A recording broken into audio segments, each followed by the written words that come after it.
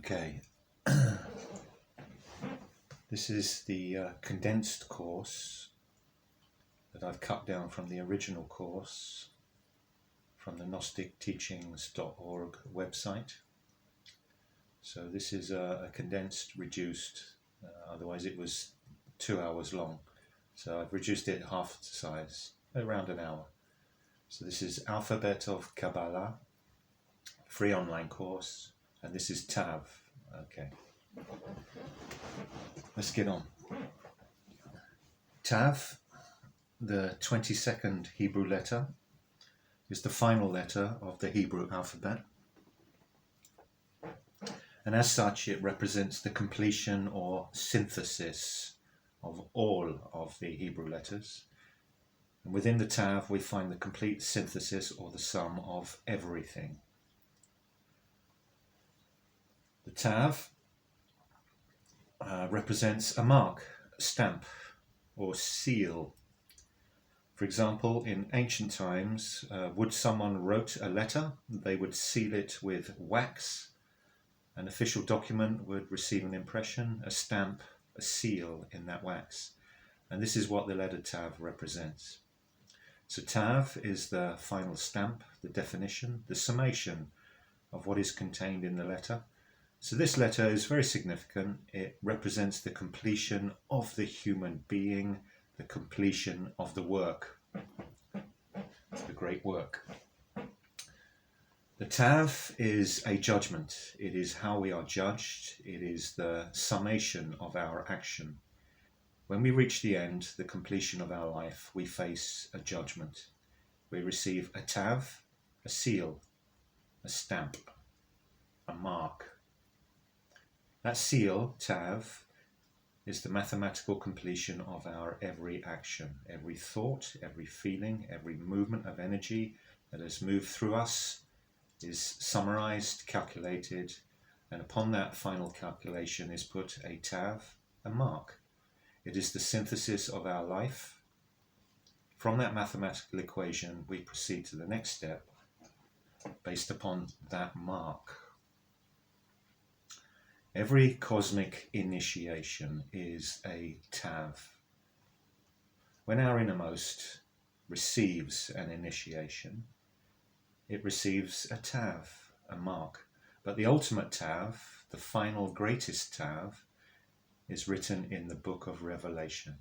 It is that final ultimate synthesis of every movement, of every action that we have ever performed in all of our existences.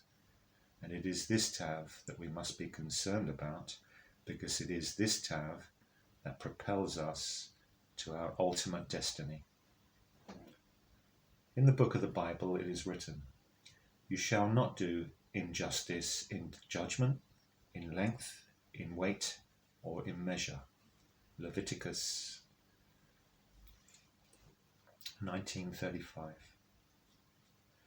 Justice is the law. Justice is the law of God, the law of the divine, the law of nature, which seeks to balance everything, to reach an ultimate equilibrium of all energy.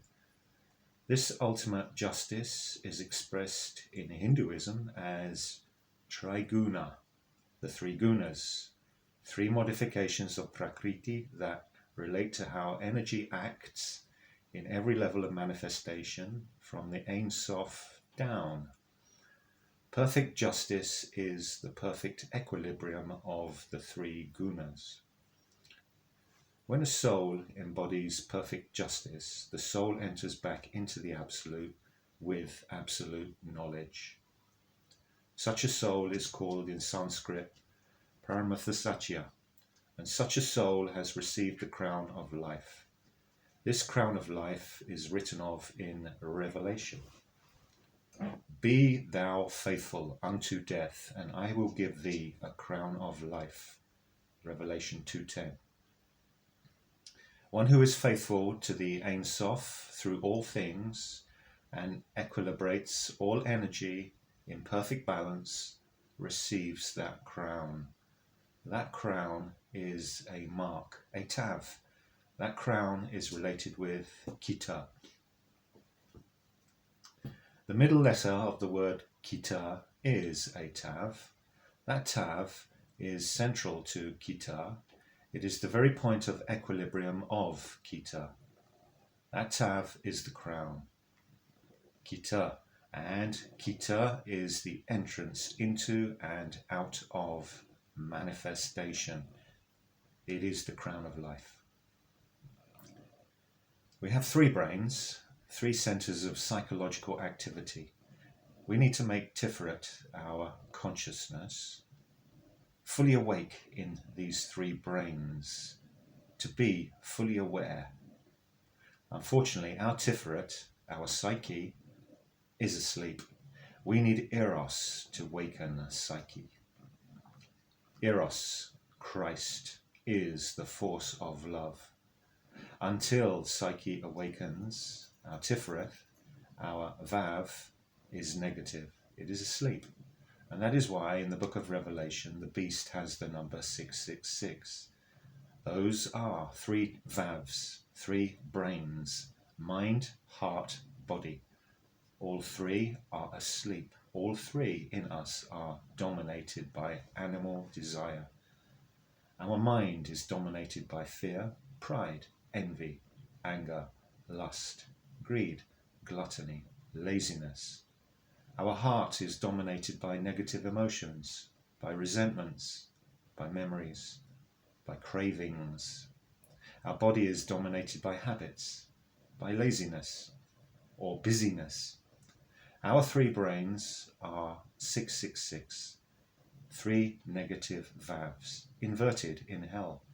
That is why we suffer. We need to rectify that, to correct it. The Tav and the Vav encompass the whole tree of life, which is us. The tree of life does map the cosmos, but its primary importance is a map of our mind.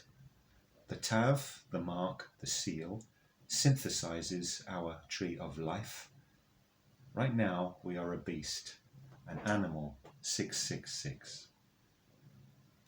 And I beheld another beast coming up out of the earth, and he had 2 horns like a lamb, and he spake as a dragon. And he exerciseth all the power of the first beast before him, and causeth the earth and them which dwell therein to worship the first beast, whose deadly wound was healed. And he doeth great wonders, so that he maketh fire come down from heaven on the earth in the sight of men, and deceiveth them that dwell on the earth by the means of those miracles which he had powers to do in the sight of the beast, saying to them that dwell on the earth, that they should make an image to the beast, which had the wound by a sword, and did live. And he had power to give life unto the image of the beast, that the image of the beast should both speak and cause that as many as would not worship the image of the beast should be killed. And he causeth all, both small and great, rich and poor, free and bond, to receive a tav, mark, in their right hand, or in their foreheads, and that no man might buy or sell, save he that had the mark, or the name of the beast, or the number of his name. Here is wisdom. Let him that hath understanding count the number of the beast, for it is the number of a man, and his number is 666. Revelation 13. This beast that we worship performs wonders, performs so-called miracles through the ego. But that beast receives a mark which condemns it to hell, and that mark is a tav. That mark is the summary of all the actions of that beast in our mind, in our heart, in our body. In order to resolve this situation, we need help. Humanity and the suffering that it passes through is growing worse from day to day, from generation to generation. We can observe that humanity is not ascending into a golden age. Humanity is descending into horror. We try to deny it, we try to be optimistic, but the facts are everywhere that this society is crumbling, decaying from the inside. We individually are what Jesus spoke of. Woe unto you, scribes, intellectuals, and Pharisees, fanatics, hypocrites, for ye make clean the outside of the cup and of the platter, but within they are full of extortion and excess. Thou blind Pharisee, cleanse first that which is within the cup and platter, that the outside of them may be clean also. Woe unto you, scribes and Pharisees, hypocrites, for ye are like unto whited sepulchres, which indeed appear beautiful outward, but are within full of dead men's bones, and of all uncleanness. Even so ye also outwardly appear righteous unto men, but within ye are full of hypocrisy and iniquity. Matthew 23. So we try to cultivate a beautiful appearance, to dress well, to speak a certain way, to appear saintly, to act like a good religious person, but inside we are full of rottenness, full of filth and impurity. We are not judged by the divine, by the laws of nature, by the laws of God, based on our appearance. We are judged by the results of our actions. We are judged by what we are and what we have done. So, to resolve this situation and change it, we need to see the truth of who we are, the truth about our world, and most of all, the truth about religion. Without that truth, we cannot change. And this is why the gnostic teachings are so critical. All religions are beautiful, needed, necessary, and important. The Gnostic movement is non-sectarian. We embrace all movements and all religions. The Gnostic teachings illuminate all religions and celebrate all religions in their pure form. Nevertheless, we demand clarity of expression. We demand that the soul has the right to all the knowledge that it needs. We demand the complete teaching because humanity needs it right now. The truth. In this new era or age, truth, the complete doctrine, is the responsibility of the angel called Samael. In Hebrew, the word truth is emet. Emet is spelled Aleph Mem Tav, and these three letters comprise the entire alphabet. Aleph is the first letter of the Aleph Bet. Mem is the central letter, the middle of the alphabet. Tav is the final letter. Here we find the complete truth in all the Hebrew letters. The Aleph is related with Kita, the first manifested force, the Ruach Elohim, the spirit, the wind, that is related with our own innermost. And when that force manifests, the wisdom that we need, the knowledge that we need, is impregnated into Mem, the waters of the Divine Mother, those primordial creative forces represented by the letter Mem. We can receive that in its completion, in its totality, through Tav. Kita, Tiferet, Malkut, Aleph, Mem, Tav. So you see here the process of that energy, the knowledge, the light emerging and becoming a fully developed human being. This is why Christ, through Jesus, said, I am the way, the truth, and the life. No man cometh to the Father but by me. John 14:6. Esh, the light, which is, in its synthesis, the Trinity. Kita, Christ, Christos, is that fire. Chokmah, Binah, the three primary forces. Christ is the way, the path, the knowledge, the Dharma, the Torah. Christ is the light. Christ is life. Christ is truth. Christ is Apollo, Krishna. Chenzrazeg, Quetzalcoatl, the Tao.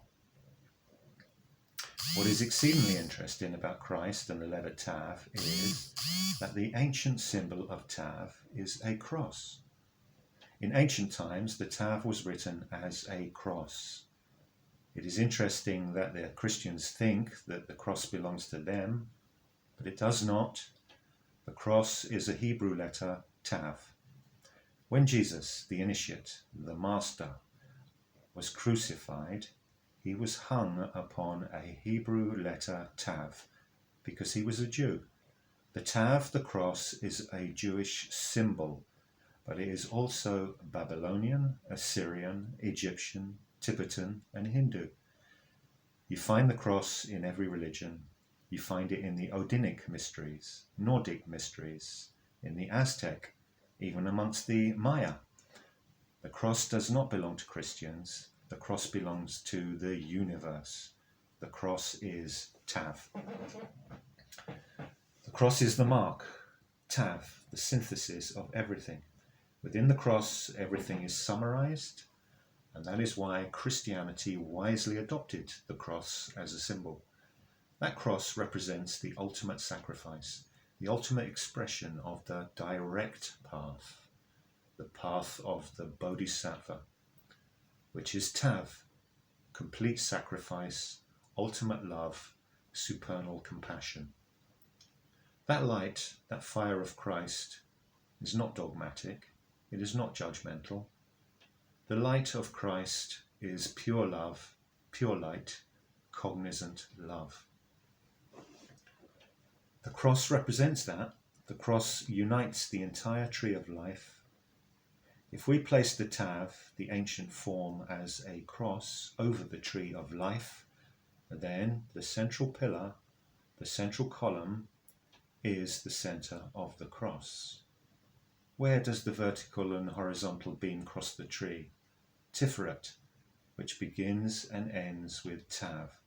So if you hang that horizontal beam on Tiferet, those two TAVs in Tiferet support the outer ends. The tree of life has a cross that bridges through Tiferet. That is why Jesus was crucified on a cross. This is a symbol that the human soul must sacrifice all desire. The human soul must sacrifice itself for others.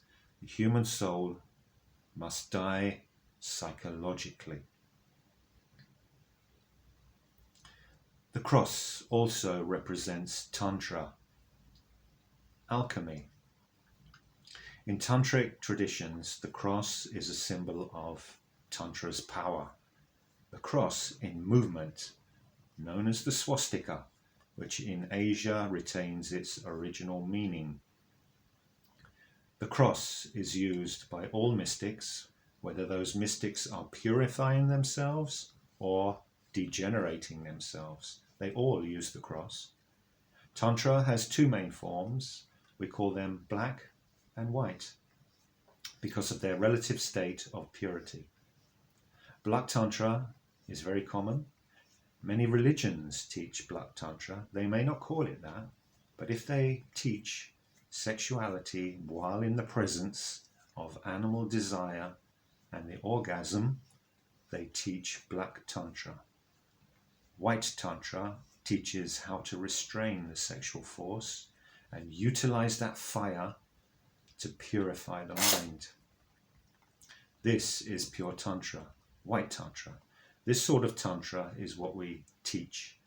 In White Tantra, one utilizes all the forces in all three brains, all that fire and energy, and transforms that into light and offers it back to God, purified by the force of willpower, thelema, which is the virtue of Tiferet. Tiferet is will, conscious will over desire.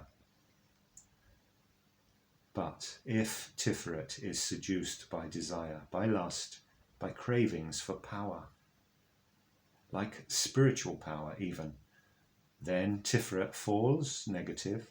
In this case, that cross is utilized to take those energies and use them, but negatively. The cross is used in every religion, in every person, depending on how we use our energy.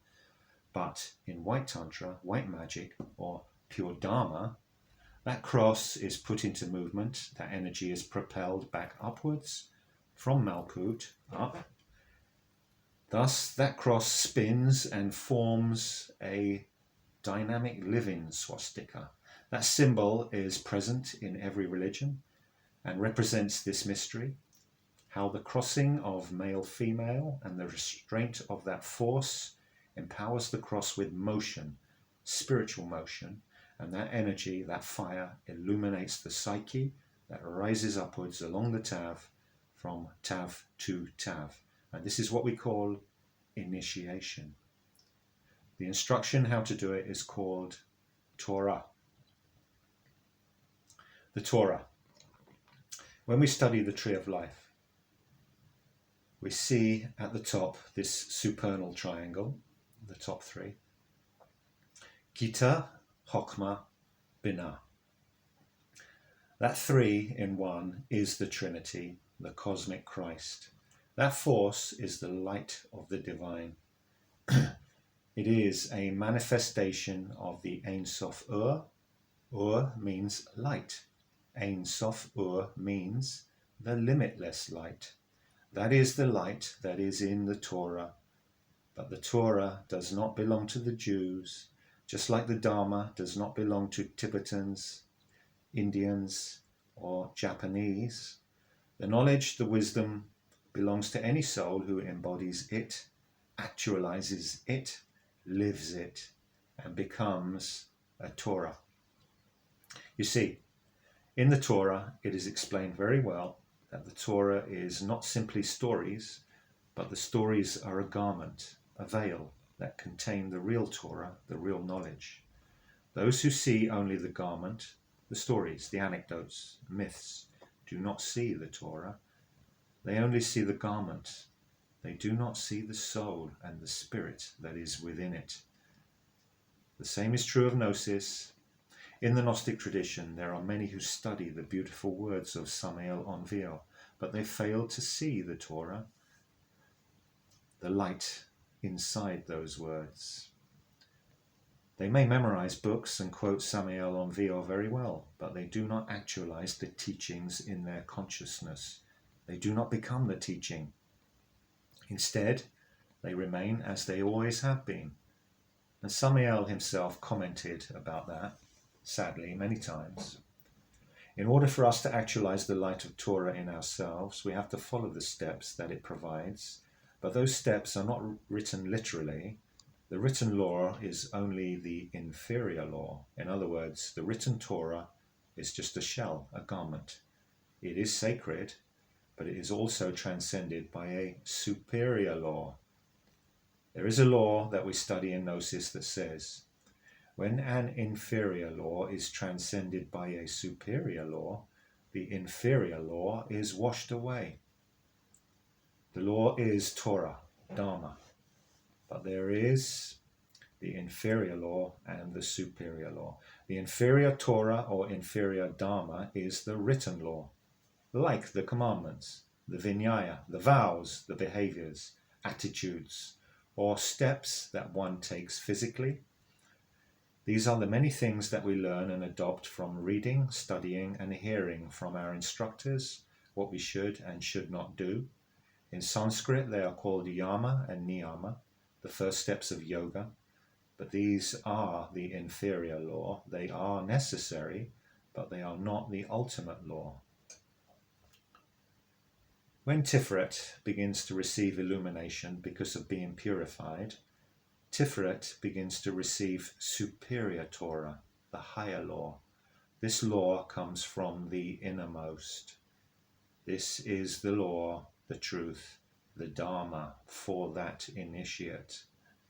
In other words, these are instructions that the initiate receives from their own inner Buddha, and those instructions transcend the written law and everything else. We observe in the life of Samael Onvio many things that he did that others did not understand, many steps that he had to take that others condemned criticized, and even attacked him for, because they did not understand the superior Torah, the superior law. Likewise, in the lives of every initiate, in the lives of Jacob, Moses, Jesus, Krishna, we observe this, that when they follow the steps that they are instructed to take, the world criticizes them, it does not understand them, attacks them. You see, the world judges based on appearance, and God judges based on action. Remember, TAV is about judgment. Therefore, we need to understand that difference. We begin by following the written law, the inferior Dharma, the Torah, but gradually we need to grasp and receive that real law from our own innermost. We need to know what we ourselves must do to overcome our karma and to fulfill our destiny. Sometimes those actions contradict the written law.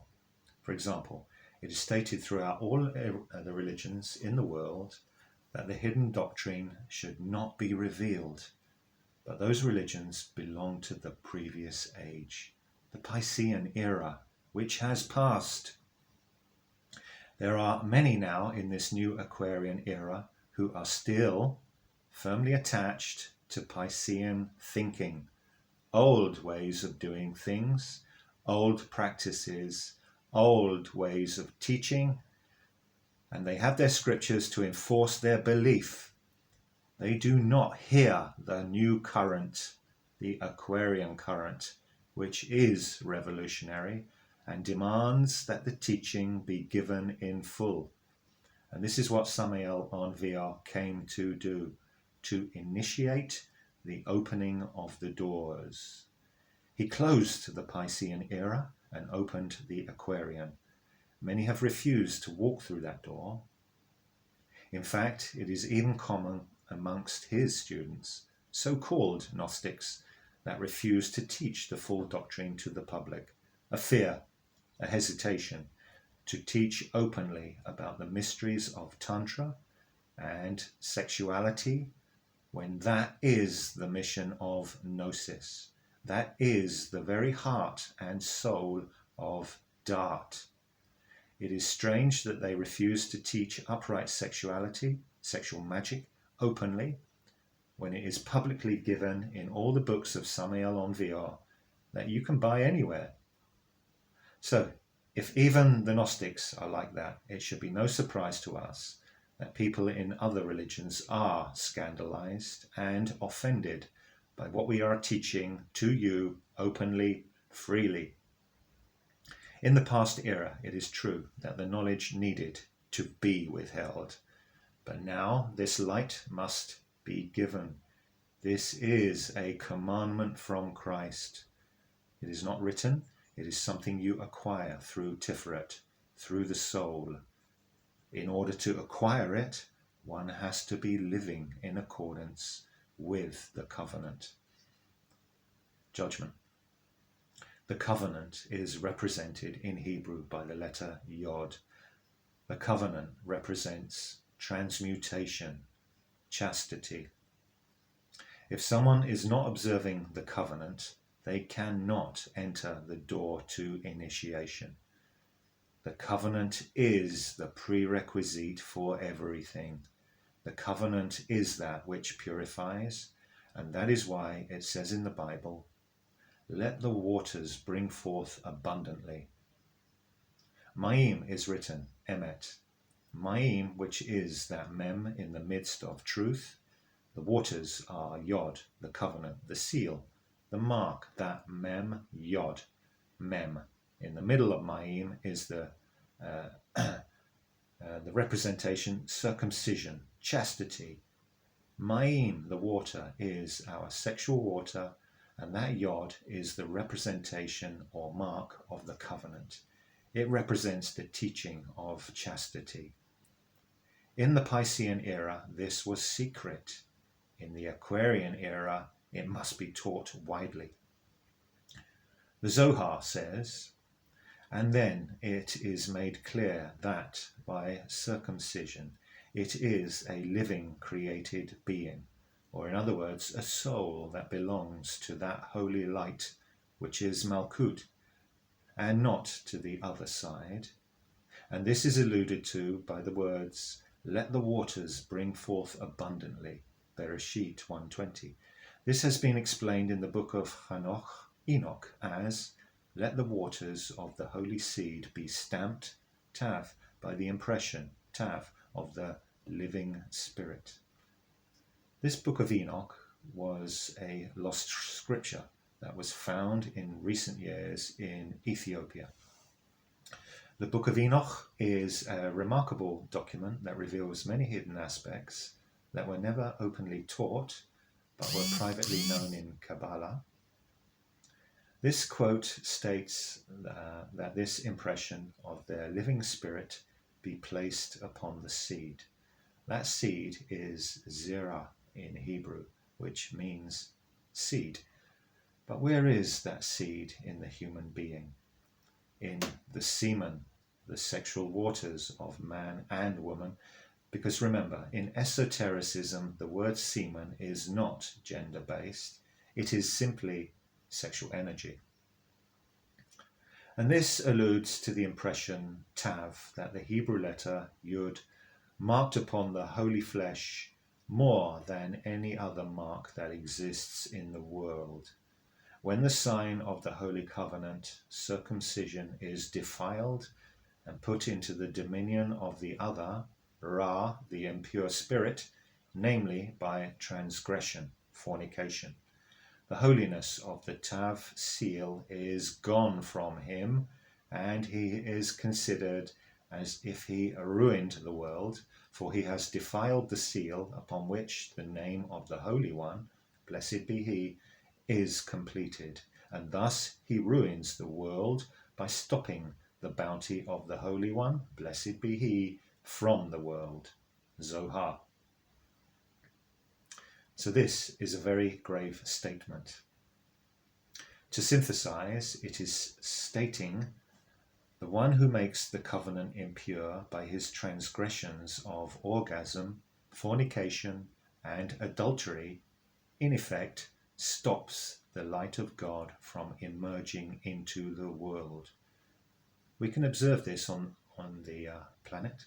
And where do we see the light of God amongst men? Where do we see true altruism, cognizant love, chastity, patience? Very rarely. What we most commonly see is violence, sexual degeneration, and religious wars. And none of this has anything to do with the divine. This has a lot to do with the ego. Thus, those who deface the bounty of the Holy One face judgment, tav. And this is why Christ, through Jesus, said, "Think not that I come to destroy the law, the Torah or Dharma, or the prophets. I am not come to destroy, but to fulfill." Matthew 5:17. In other words, that energy of Christ which emerges in the initiate through purification and illumination does not destroy the law, but fulfills the law. This is a very subtle thing. It sounds easy to grasp, but it is not. It is something that we would have to meditate on to penetrate the true meaning of it, partly because our ego thinks it can overcome the law. Our personality, our I thinks, I can do what I want. I've got time. God loves me. God will forgive me. Everything is going to be okay. I am with the right religion now, so I have found the real teaching, the real group, so I'm good. I am on the express train to heaven. These are all lies that our ego tells us. None of it is true. Christ comes to fulfill the law, that is, to fulfill judgment, to measure our soul against the Torah. In the presence of that court of the law, everything that we are and have done is perfectly revealed. It is seen in the light of the divine. Nothing is hidden. All of those corners of our mind and those little behaviors that we try not to show other people and we often avoid in ourselves are revealed as in the light of day. That moment will arrive for every soul. It is symbolized in every religion. Amongst the Buddhists, the soul is said to appear before Yama, the god of death, who holds up a mirror, and the soul sees itself as it truly is. This is the same symbol as the soul arriving in the Egyptian court of Maat, the same symbol of the revelation of the final judgment, when Christ sits in judgment over all beings, and at that judgment every soul receives a mark, a TAV. Are you prepared? I'm not, and I am sure that most of us would say that, and thus we need to work, we need to purify ourselves. And this is why we have received the Dharma, not the Piscean era Dharma. That is a beautiful teaching, all of the scriptures, the Old Testaments, the New Testament, the Gnostic Gospels, the Sutras, the Tantras, the Vedas, the Upanishads, the Popol Vuh, all Indian scriptures, etc. These are all beautiful, but they are all Piscean. We need the new fifth gospel, the new doctrine, the Aquarian doctrine. Some of it is written now, but not all. To receive the entire doctrine, you have to awaken your consciousness. Jesus synthesized it with his teaching when he was asked, Master, which is the great commandment in the law? Jesus said unto him, Thou shalt love the Lord thy God with all thy heart, and with all thy soul, and with all thy mind. This is the first and great commandment. And the second is, like unto it, Thou shalt love thy neighbour as thyself. On these two commandments hang all the law and the prophets. Matthew 22. In other words, thou shalt not love thy pride, thy vanity, thy fear, thy resentment. Thou shalt love thy inner God, thy inner Buddha from moment to moment, always. Therefore, we need to study and understand our own mind. To help us, we have received the Dharma, this new doctrine. And about that, we can read in Ezekiel. God says, Therefore say unto the house of Israel, Thus saith the Lord God, I do not this for your sakes, O house of Israel, but for mine holy name's sake, which ye have profaned among the heathen, whither ye went. And I will sanctify my great name, which was profaned among the heathen, which ye have profaned in the midst of them. And the heathen shall know that I am the Lord, saith the Lord God, when I shall be sanctified in you before their eyes. The heathen here is our own mind. It is our ego. It is not outside people who are not in our own particular religion or group. It is that heathen aspect of our own psyche. In other words, we need to show the ego in ourselves who is the real God. For I will take you from among the heathen and gather you out of all countries, and will bring you into your own land. Then will I sprinkle clean water upon you, and ye shall be clean from all your filthiness, and from all your idols will I cleanse you. A new heart also I will give, and a new spirit, Ruach, will I put within you. And I will take away the stony heart out of your flesh, and I will give you an heart of flesh. And I will put my spirit within you, and cause you to walk in my statutes. And ye shall keep my judgments, and do them. And ye shall dwell in the land, Eretz, that I gave to your fathers, and ye shall be my people, and I will be your Elohim. Ezekiel 36.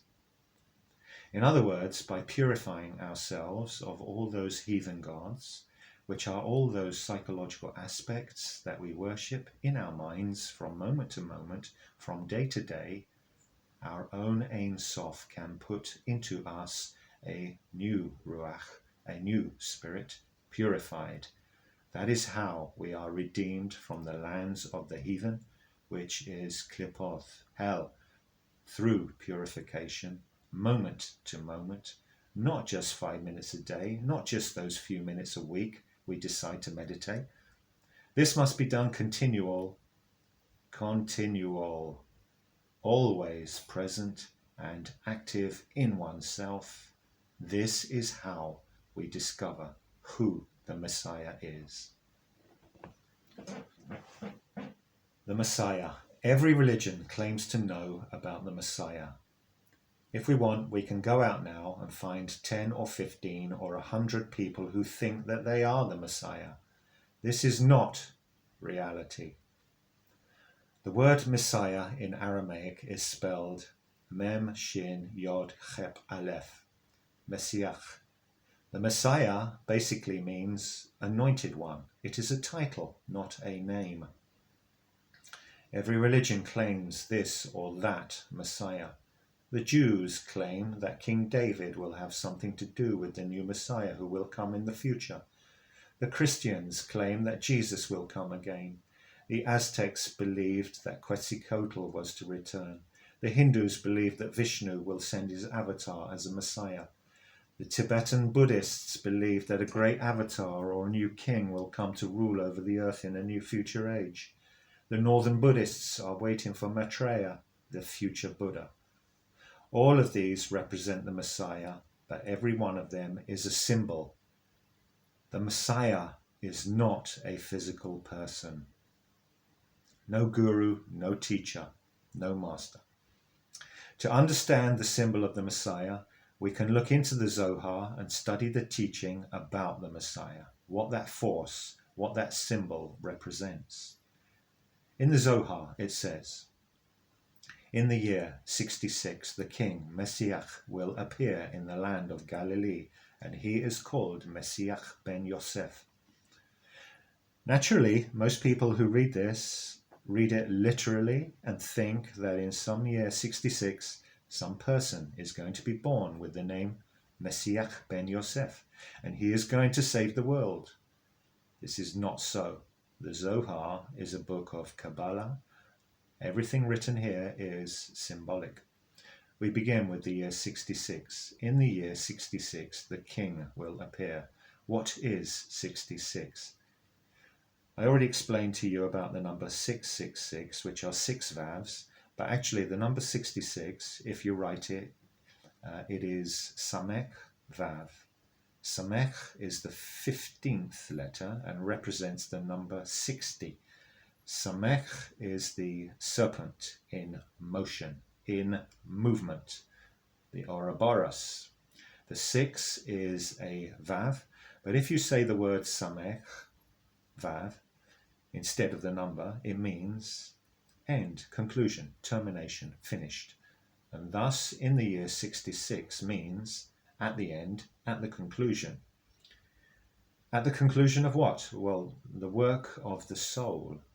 When one is done with one's purification, when one has completed the Torah, the Messiah appears. Christ, that king, in other words, your being becomes a resurrected master.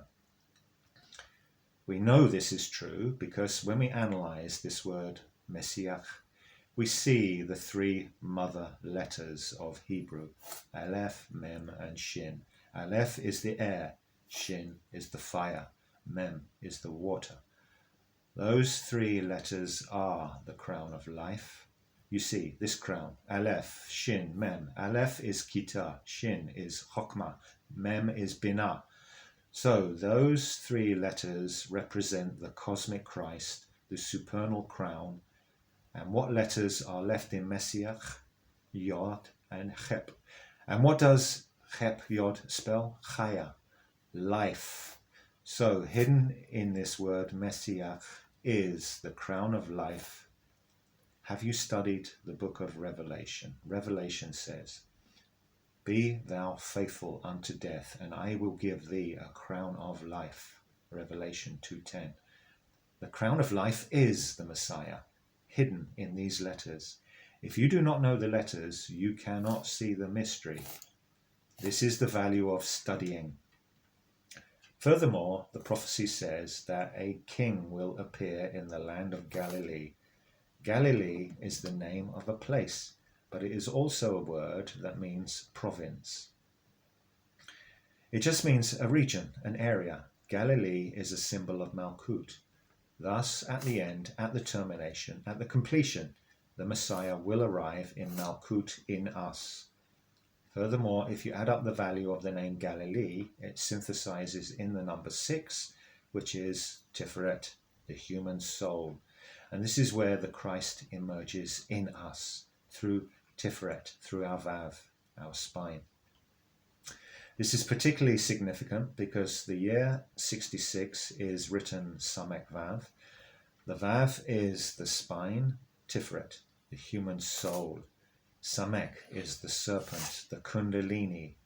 So this little line in the Zohar that most people skip right past, if they even read it, hides the whole mystery of initiation, the whole mystery of entering into the direct path and being resurrected. Mashiach, Aramaic and Hebrew, is written by combining the 3 mother letters of Hebrew, which create all existence, with the letters that spell life, Chaya. Thus, we see here that if we hold fast to the covenant, if we observe that covenant of chastity, and we purify our mind, we are aspiring toward receiving the crown of life, which is the Messiah. And the way we do that is incessant purification, psychological purification, daily, moment to moment, purification of oneself. This is the only way. You can transmute your sexual energy and be in chastity as much as you want, but if you do not work on your ego from moment to moment and day to day, you will receive nothing from above.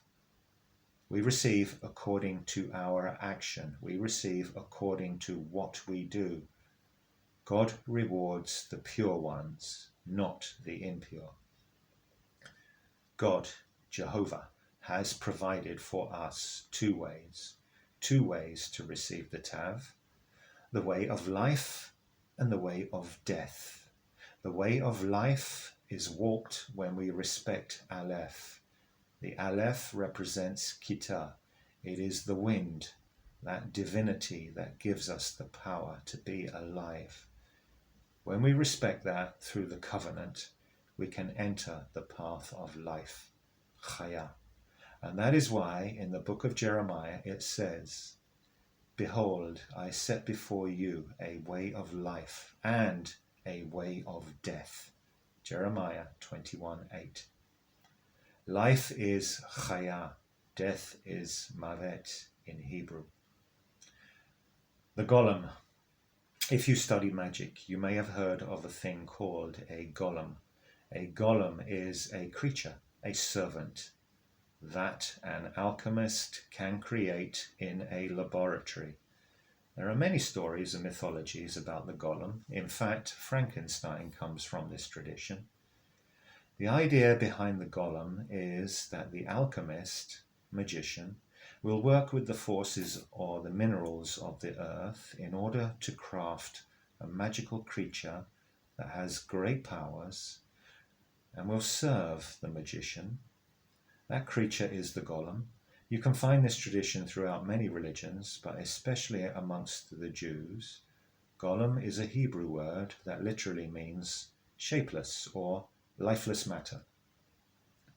The way that the alchemist will make this golem is very veiled and symbolized and hidden in all kinds of myths and lies.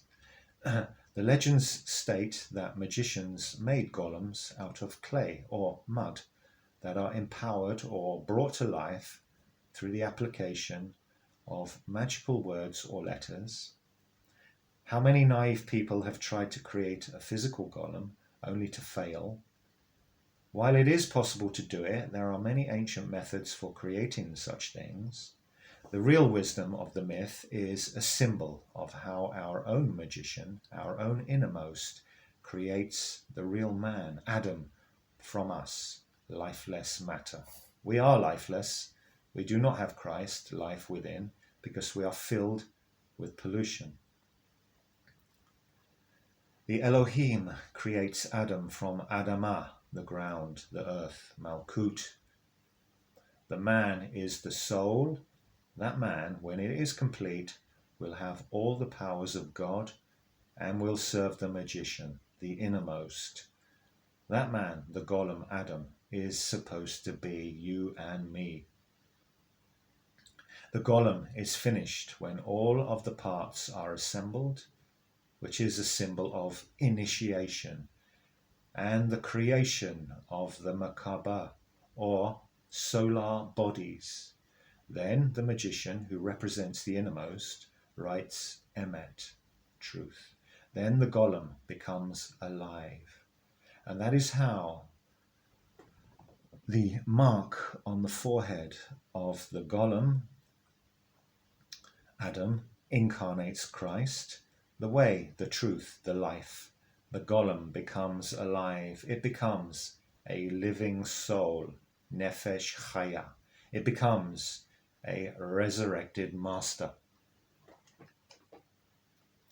Nevertheless, there is a way to kill the golem, to kill the one who receives Christ, and that is if the Aleph is scratched from the forehead of the golem. When you removed Aleph from Emet, what word remains?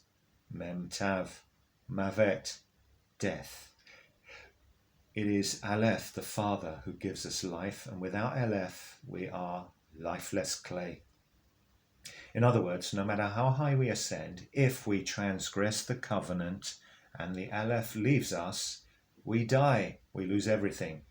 And this is why the book of Revelation clearly presents two marks, the mark of the beast and the mark of the living God. The mark of the beast is made either on the forehead or the hand, because the hand is how we act, how we work, through our yod, through our kaf.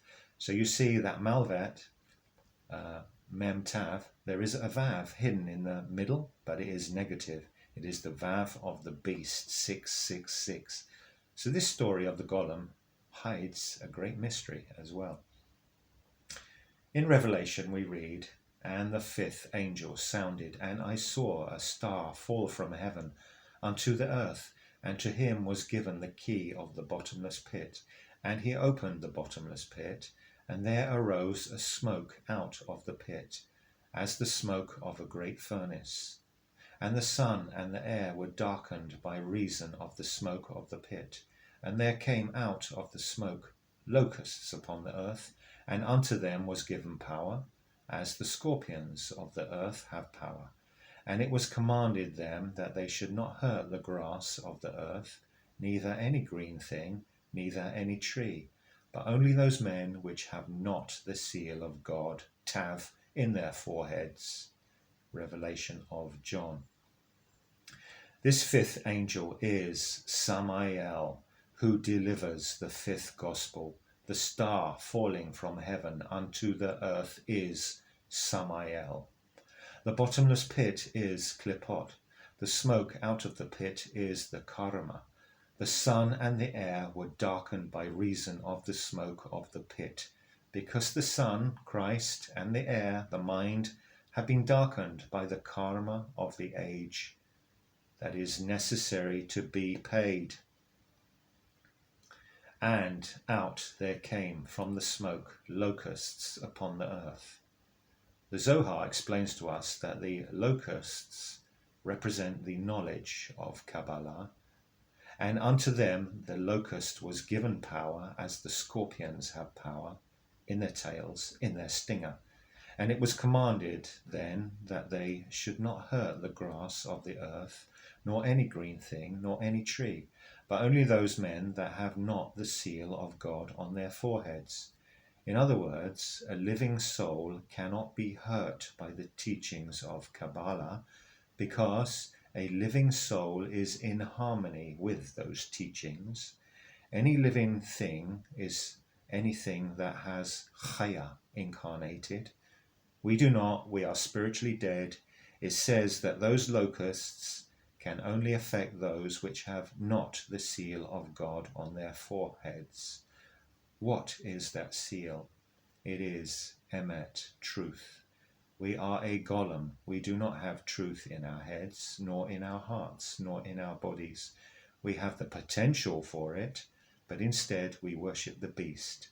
Therefore, Revelation says, "And the beast was taken, and with him the false prophet that wrought miracles before him, with which he deceived them, that he had received the mark TAV of the beast, and them that worshipped his image.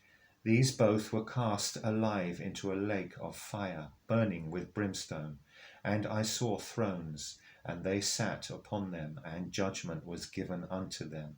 And I saw the souls of them that were beheaded for the witness of Jesus, and for the word of God, and which not had worshipped the beast, neither his image, neither had received his mark TAV upon their foreheads or in their hands, and they lived and reigned with Christ 1,000 years."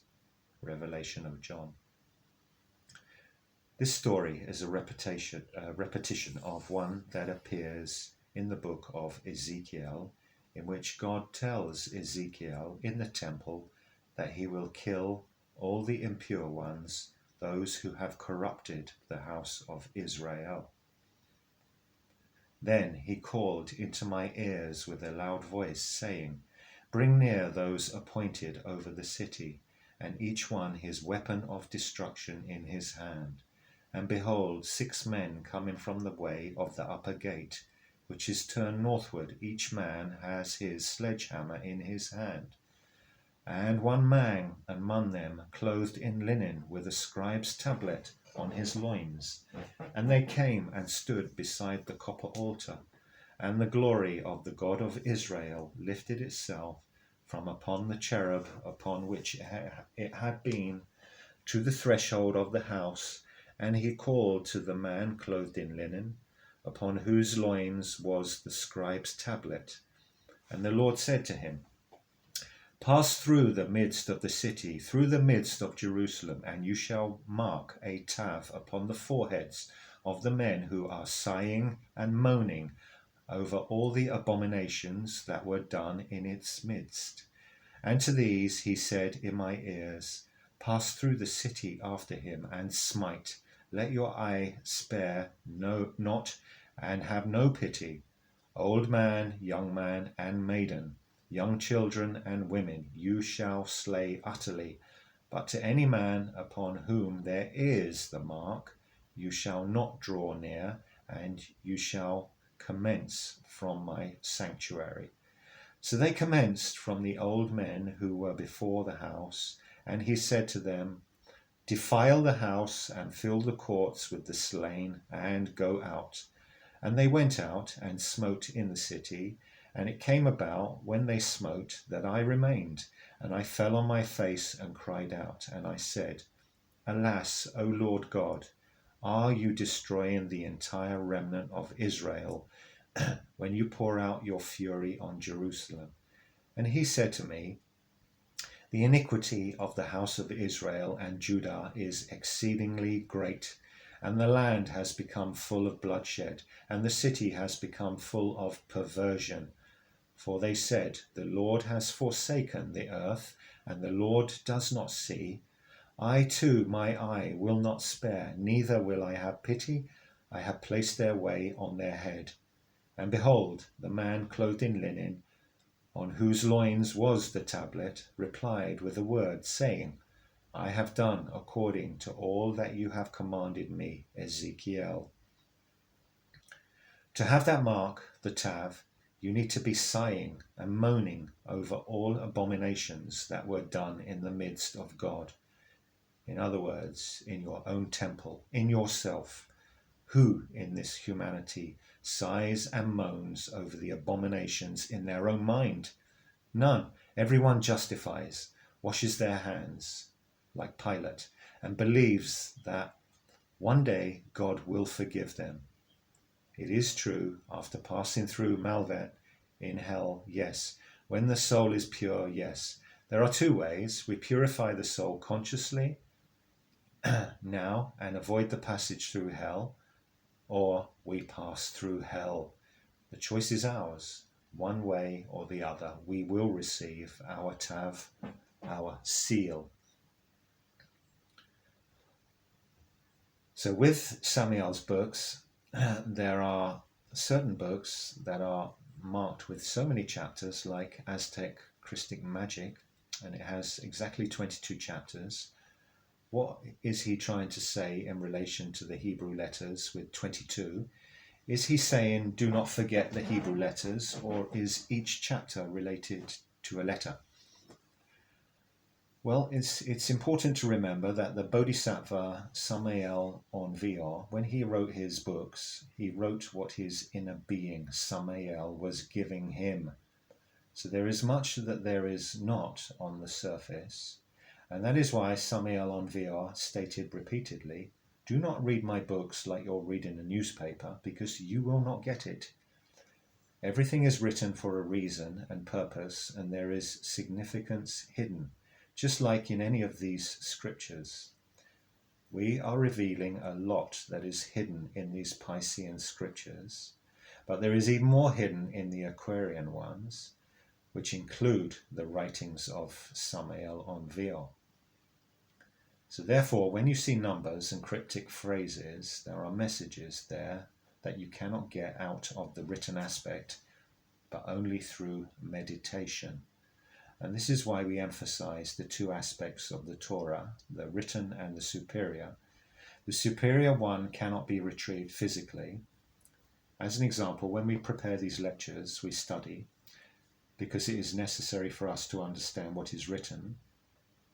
But we could not get this knowledge on our own, just by reading some words in a book. It is impossible.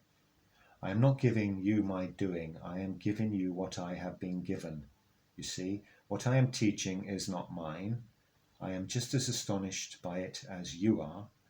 I did not know any of this before. This is all new to me as well. And it comes through trying to bow at the feet of God and receiving what he wants me to receive, which I can then give to you. The same must be done by us when we are reading the books of Samael on Vior. As I mentioned, there are many who study those books, even memorize them, but do not comprehend them because they do not meditate on what is written there. It is necessary to meditate on those scriptures, and they are scriptures. This reminds me of those who quote, study, and even translate or otherwise manipulate those texts, but do not grasp the inner meaning. This is very sad.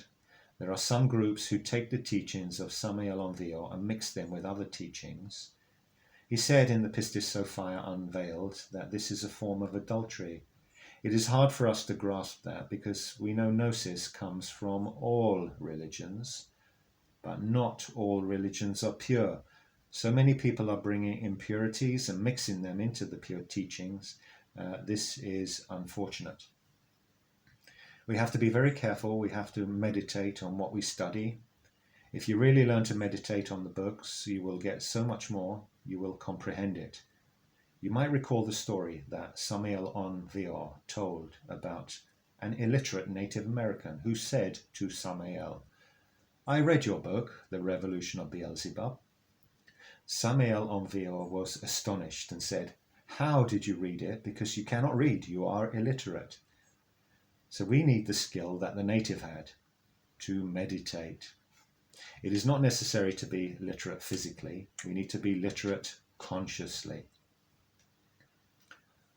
A lot of us have been indoctrinated with Piscean age ideas because of our parents, because of society, because of the media, because of our teachers. And if we as adults hold on to those Piscean age ideas, is it because we are not ready for the teachings yet? Those who are grasping onto the Piscean era teachings are grasping onto the past, and thus will flow along through devolution with all those elements from the past. It is quite simple. In order to receive the new current, the new spiritual current that emerges from instant to instant, we have to let go of everything, mostly ourselves. People who become very attached to a teaching or religion are people who have not understood what religion is. Real religion is religare, or yug, from yoga, which means to reunite. The real meaning is to unite oneself with an actual fact, something that truly exists. Our ideas and beliefs do not exist. They are just theories. They are just ideas. What truly exists is the Ein Sof.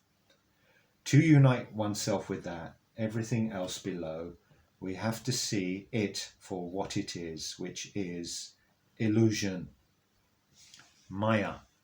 It does not matter what we call ourselves, it matters what we do.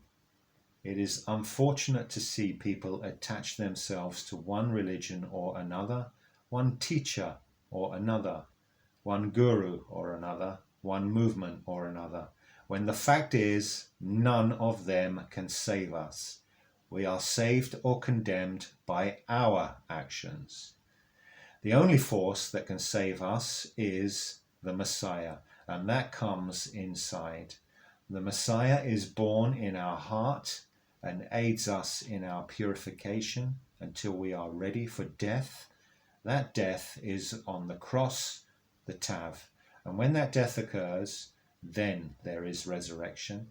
Resurrection does not come because we believe in Christianity, Judaism, or Tantra, or Radha Swami. Resurrection comes when we have died as a mind, as an ego. When all ego is dead, then the light comes. Peace to all.